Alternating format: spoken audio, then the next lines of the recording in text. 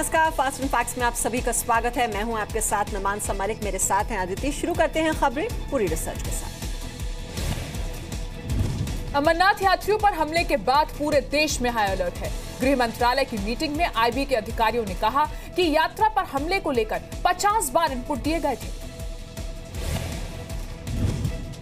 हमले के बाद बुलाई गई गृह मंत्रालय की हाई लेवल मीटिंग में आईबी के अधिकारियों ने गृह सचिव से कहा कि 50 बार अमरनाथ यात्रा को लेकर इनपुट दिया गया था। अधिकारियों ने कहा है कि ये भी पहले ही बता दिया गया था कि एक बस बिना सुरक्षा के आ रही है।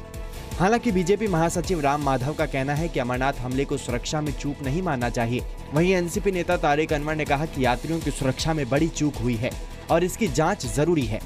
गृह मंत्री राजनाथ सिंह ने हमले की निंदा की है। बहुत दुर्भाग्यपूर्ण घटना है, बहुत निंदनीय घटना है और जो मृतक लोग हैं उनके परिवारों के प्रति हमारी पूरी संवेदना है। सुरक्षा व्यवस्था पूरी तरह पुख्ता इंतजाम किया गया था और पूरी यात्रा शांतिपूर्ण संपन्न हो, इसी का प्रयास हमारा चल ही रहा है, आगे भी चलता रहेगा। लेकिन इस पूरे मामले की जांच होनी चाहिए कि आखिर ये हमला कैसे हुआ। इंटेलिजेंस की रिपोर्ट और उन तमाम चीज़ों को देखना चाहिए। जो लोग इसके लिए जिम्मेदार हैं उनके खिलाफ कार्रवाई होनी चाहिए। कल अमरनाथ यात्रियों के ऊपर जो आतंकवादियों का हमला हुआ है उससे हम लोगों को बेहद तकलीफ हुई है और फिर पूरा देश उस घटना के कारण सदमे में रहा है। अमरनाथ यात्रियों पर आतंकी हमले से 16 दिन पहले अलर्ट जारी हुआ। अमरनाथ यात्रियों को निशाना बनाकर देश में दंगे भड़काने का अलर्ट भी जारी हुआ। अमरनाथ यात्रियों की सुरक्षा के लिए करीब 40,000 जवान तैनात किए गए। अमरनाथ श्रद्धालुओं की सुरक्षा के लिए हेलीकॉप्टर से निगरानी हो रही थी। एमएचए की बैठक के बाद एनएसए अजीत डोवल ने पीएम मोदी से बात की और आतंकी हमले से जुड़ी जानकारी साझा की। अनंतनाग हमले में मारे गए श्रद्धालुओं को जम्मू कश्मीर के राज्यपाल और मुख्यमंत्री ने श्रद्धांजलि दी। कल रात 8:20 पर अनंतनाग के बटेंगू में अमरनाथ यात्रियों से भरी बस पर आतंकी हमला किया गया। सावन के पहले सोमवार को अमरनाथ यात्री बाबा बर्फानी के दर्शन से लौट रहे थे, तभी अनंतनाग में 56 लोगों से भरी बस पर अचानक गोलियों की बौछार हो गई।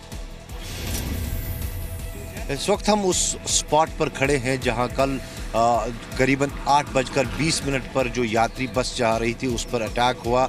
यहाँ पर इस वक्त भी सुरक्षा के कड़े प्रबंध किए गए हैं और इस तरफ जो ये गली है कहा जाता है कि यहाँ से जो है मिलिटेंट्स आए हैं और यहाँ पर जो शेल्स हैं, ब्लड्स के शेल्स, करीबन 150 के करीब शेल्स जो है यहाँ पर पाए गए हैं। और अनंतनाग में आतंकियों की कायराना हरकत में 7 अमरनाथ यात्रियों की मौत हो गई। कल रात यात्रियों से भरी बस पर आतंकवादियों ने अंधाधुंध फायरिंग की। फायरिंग में 19 से ज्यादा यात्री घायल हुए हैं। वो ड्राइवर अच्छा था कि गाड़ी कभी नहीं रखी, चालू गाड़ी से सब बंद करके दरवाजा बंद किया, लगा हुआ था, ऊपर आ रहा था, क्योंकि दरवाजा मैंने बंद कर दिया, नहीं तो अंदर चढ़ जाते तो सभी को बुरा कर दे रही। बहुत घबराहट हो गई, इतना वो डर हो गया कि बात नहीं करती, सब बहुत पूरा गाड़ी में खून हो गया। ड्राइवर ने कंट्रोल करे, ड्राइवर को काफी लगा है, गोलीबार हुआ तो गोली लगी, लेकिन उसने कंट्रोल किया स्टीयरिंग पे और हमें सेफ लेकर बरोबर ले गया। हमले में मारे गए श्रद्धालुओं को जम्मू कश्मीर के राज्यपाल और मुख्यमंत्री महबूबा मुफ्ती ने श्रद्धांजलि दी। डिप्टी सीएम निर्मल सिंह समेत कई मंत्री और नेता भी श्रद्धांजलि देने पहुंचे। महबूबा मुफ्ती ने कहा कि अमरनाथ यात्रियों पर हमला करने वाले आतंकियों ने मुसलमानों को शर्मिंदा किया है। जो भी इसमें मुलविस है, मेरे ख्याल में वो मुसलमानों के नाम पे, कश्मीर के नाम पे उन्होंने आज बहुत बड़ा दब्बा लगा दिया और उनको जल्द से जल्द सजा दिलाना हमारा काम होगा। श्रद्धालुओं पर हमले में लश्कर और हिजबुल का हाथ है। सूत्रों के मुताबिक हाफिज सईद ने यह आतंकी हमला कराया है। आतंकी इस्माइल समेत 4 आतंकी शामिल थे। बस में 56 लोग सवार थे और सभी लोग गुजरात के रहने वाले थे। अमरनाथ श्राइन बोर्ड में बस का रजिस्ट्रेशन नहीं कराया गया था, जिसकी वजह से बस सुरक्षा चक्र से बाहर थी। मृतकों के शव और घायलों को एयरलिफ्ट किया गया है। आतंकी मोटरसाइकिल पर आए थे और फायरिंग के बाद फरार हो गए। पाकिस्तानी आतंकी इस्माइल समेत 4 आतंकियों ने हमला किया। अमरनाथ यात्रियों पर कायराना हमले की पक्ष हो या विपक्ष, सभी ने एक सुर से निंदा की।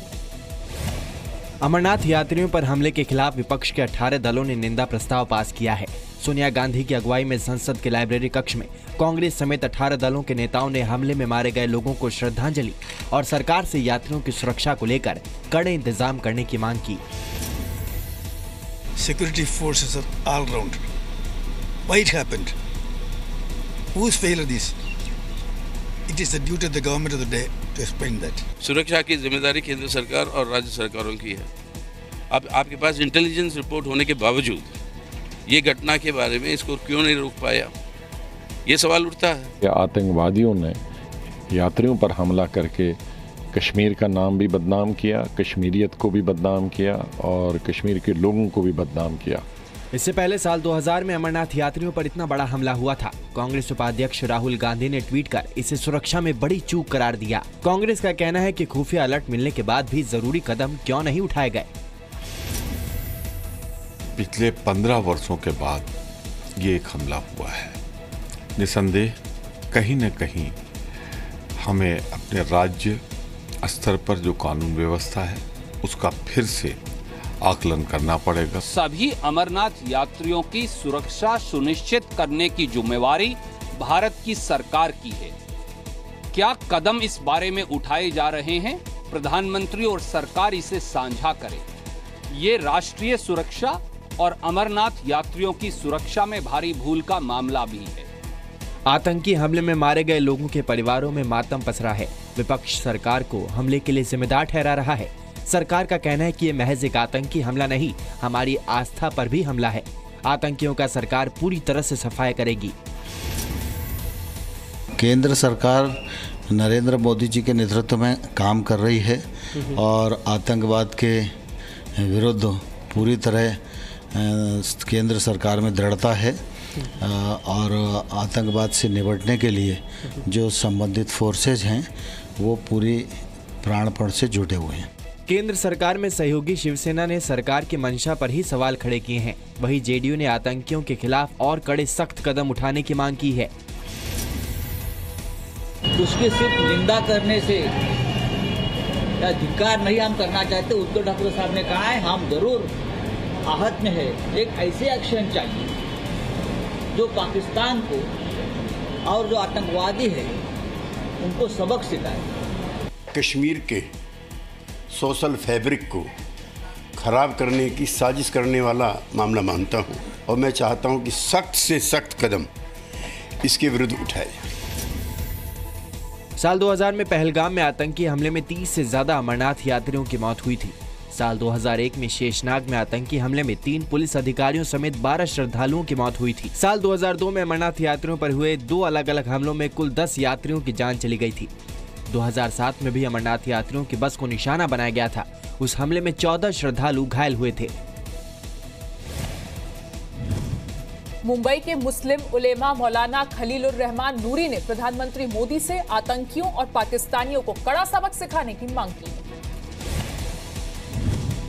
जिस बस को आतंकियों ने निशाना बनाया उसमें कुल 56 यात्री सवार थे, लेकिन बस ड्राइवर की सूझबूझ, हिम्मत और हौसले से 7 के अलावा बाकी सभी यात्रियों की जान बच गई। इन 2 तस्वीरों में से एक यात्रियों की जान लेने वाले आतंकी और दूसरे यात्रियों की जान बचाने वाले ड्राइवर की है। पहली तस्वीर आतंकी इस्माइल की है जिसने पूरी साजिश रची और निहत्थे और निर्दोष यात्रियों को निशाना बनाया। दूसरी तस्वीर बस ड्राइवर सलीम शेख की है जिसने गोलियों के बीच अपनी जान पर खेलकर यात्रियों की जान बचाई।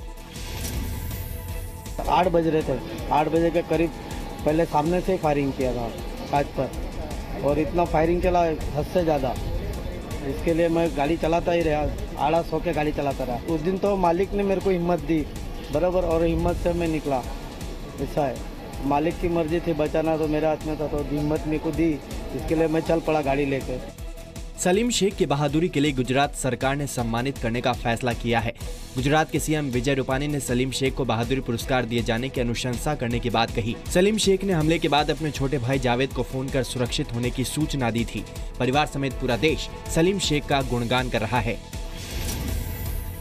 कुछ भी हो, उसने उसकी जान की परवाह ना करते हुए भी उसने 50 लोगों की जान बचाई, वो हमारे लिए बहुत बड़ी बात है। वो उसमें फिर आतंकवाद क्या करे, उसने आतंकवाद को चुनौती दी कि तुम मार सकते हो और हम बचा भी सकते हैं, और बचाने वाली जात अल्लाह की है। तुम कितनी भी कोशिश करो, जो बचाने वाला अल्लाह ही है। आतंकियों के हमले का शिकार हुई इस बस का नंबर GJ09Z9976 है। ओम ट्रेवल्स की बस गुजरात के वलसाड़ से निकली थी। इसमें गुजरात और महाराष्ट्र के यात्री सवार थे। सूत्रों के मुताबिक गुजरात की बस शाम 5 बजे श्रीनगर से बिना पुलिस सुरक्षा के आगे बढ़ी थी। सूत्रों के मुताबिक बस श्राइन बोर्ड में यात्रा के लिए रजिस्टर भी नहीं थी। कल रात करीब 8:15 बजे अनंतनाग में बटेंगू के पास से बस पर हमला हुआ। सूत्रों के मुताबिक इस रास्ते पर हमले से करीब 50 मिनट पहले ही सुरक्षा को हटाया गया। हमले का शिकार हुए यात्रियों के पार्थिव शरीर को गुजरात के सूरत लाया गया है। मृतकों में शामिल 5 महिलाएं गुजरात की रहने वाली थी। मृतक श्रद्धालुओं के पार्थिव शरीर को एयरफोर्स के विमान से सूरत लाया गया। हमले में घायल हुए यात्री और बाकी लोगों को भी सूरत लाया गया। एयरपोर्ट पर गुजरात के सीएम विजय रूपाणी ने पीड़ितों से मुलाकात की और दुख जताया। यहाँ हॉस्पिटल की सब इंतजाम हुआ है। जिनके स्वजन शहीद हुए हैं उनके परिवार के लोग भी हैं और उनके गांव तक उनको पहुंचाने की भी व्यवस्था की है। 2 जन आया था, एक बाजू लगाया, दूसरी बाजू लगाया, तो फिर 7 लाख तुरंत 7 जन मर गया। हमले में आतंकियों की गोली का शिकार बनी लक्ष्मीबेन पटेल और निर्मला सिंह ठाकुर अब इस दुनिया में नहीं है। पत्नी निर्मला को याद कर भरत सिंह की आंखों में बार बार आंसू आ जाते हैं। आखिरी बार बस पंचर होने के बाद ही बात हो पाई थी। आतंकी हमले में महाराष्ट्र के पालघर की रहने वाली उषा सोनकर की भी मौत हो गई। उषा सोनकर के 5 बच्चे हैं। कुछ दिन पहले ही घर वालों की उषा से बात हुई थी। 16 जुलाई को उनकी यात्रा खत्म होने वाली थी। उषा के घर पर मातम पसरा हुआ है। बोला जाने के पहले ही बोला, मैं बोला मत जा तू, कश्मीर की हालत खराब चल रही है। रोज टीवी पे देख रही है, जवान मारे जाते हैं, रोज देख रहे हैं। बोली नहीं मैं जाऊंगी, मेरे को तो मेरा 7:30 बजे रात को कल मेरी बात हुई। उन्होंने बोला कि अभी तो अच्छा है, हम लोग अभी रिटर्न आ रहे हैं। 8:30 बजे के बाद तो ऐसा लीव जा गया। मुझे क्या मालूम, छोड़ के जा रही है, मुझे आगे के मुझे मालूम नहीं। आतंकी हमले का शिकार हुए ज्यादातर लोग गुजरात के रहने वाले हैं। गुजरात सरकार ने मृतकों के परिवार वालों को 10 लाख रुपए के मुआवजे का ऐलान किया है। गुजरात सरकार घायलों को 2 लाख रुपए की आर्थिक मदद देगी। जम्मू कश्मीर सरकार ने भी मृतकों के परिवार वालों को 6 लाख रुपए और घायलों को 2 लाख के मुआवजे का ऐलान किया है। ड्राइवर सलीम को भी 3 लाख के बहादुरी अवार्ड का ऐलान किया गया है। लेकिन आतंकी हमले से भी कम नहीं हुआ है श्रद्धालुओं का हौसला। कड़ी सुरक्षा के बीच 2 जत्थे रवाना कर दिए गए। आतंकी हमले के बावजूद बाबा बर्फानी के भक्तों का हौसला कम नहीं हुआ है। कल हुए आतंकी हमले के बाद अमरनाथ यात्रियों को रोका गया था, लेकिन आज सुबह 4 बजे अमरनाथ यात्रियों के पहले जत्थे को रवाना कर दिया गया। 3289 भक्त बाबा बर्फानी के दर्शनों के लिए रवाना हुए। उसके बाद दूसरे जत्थे को भी रवाना कर दिया गया। श्रद्धालुओं का कहना है कि उन्हें किसी का डर नहीं है और उन्हें देश के सुरक्षा बलों पर पूरा भरोसा है। अमरनाथ यात्रियों पे हुए हमले के बावजूद जो अमरनाथ श्रद्धालु हैं उनके उत्साह में कोई कमी यहाँ पे नहीं दिखाई दे रही। आप देख सकते हैं ये अमरनाथ यात्री वो यात्री हैं जो कल जहाँ जम्मू से जाएंगे, तो अभी आप सुबह देख सकते हैं ये लाइन जो है अभी लग चुकी है। श्रद्धालुओं का कहना है कि आतंकी उन्हें डराना चाहते हैं, लेकिन वो डरने वाले नहीं। हम लोग किसी का डर नहीं है, वो चाहे भयभीत कर लें, कुछ को कर लें। यहाँ की आर्मी को जो हमने कल शाम को देखा, इतनी सुरक्षा व्यवस्थित है, यहाँ पे हर चीज की किसी पर परेशानी नहीं है। लेकिन हमारे पर कोई कमी वो नहीं है और हम जाएंगे, बाबा जी के दर्शन करेंगे और दर्शन करके सकुशल वापस आएंगे। मुझे सेना पे और गवर्नमेंट पे भरोसा है, पूर्ण भरोसा है। 29 जून को 6097 श्रद्धालुओं के पहले जत्थे ने बाबा बर्फानी के दर्शन किए थे। 9 जुलाई तक 1,34,771 भक्त अमरनाथ के पवित्र शिवलिंग के दर्शन कर चुके हैं। अमरनाथ यात्रा 7 अगस्त तक चलेगी। श्रद्धालुओं की सुरक्षा के लिए और भी पुख्ता इंतजाम अब किए गए हैं। अमरनाथ यात्रा 7 अगस्त तक चलने वाली है।